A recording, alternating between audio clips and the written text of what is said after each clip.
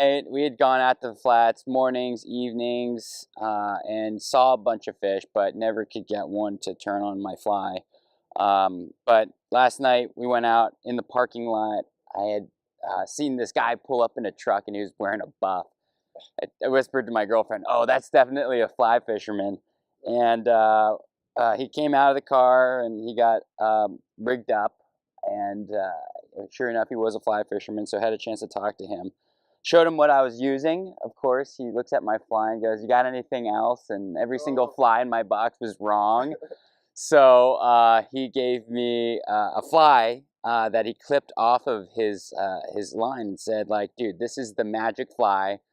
You can have it." And he said that if I wait long enough, like, he'll take me out on the flat. So he just, I let him get finished putting on his boots.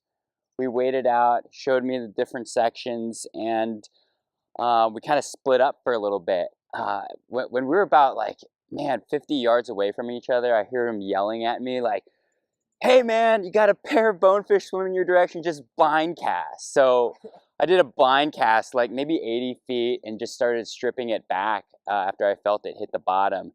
And all of a sudden my line went tight, fish was on, it went straight into my backing, went about like 50, 100 feet, and my backing, I hadn't seen my backing in a long time, so it had crossed on itself. I think it was too loose, and everything locked up. So I started to chase after the fish, and it just came off. And it was another devastating moment in Johnny Nitro's career of losing big fish.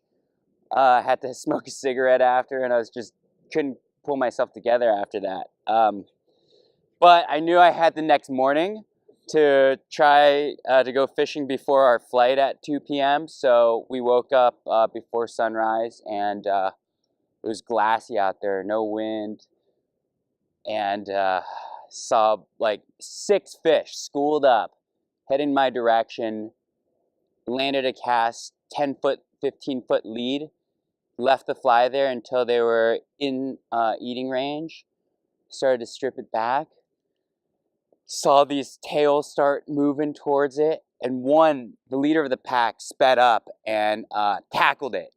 You could see the tail kind of thrash when he ate it, and I just kept stripping and stripping, went tight, I almost got spooled this time after I hooked it, but landed my trip and went home happy. Now you're going back. Now I'm going back, and I'm testing out a bunch of fly lines. Okay.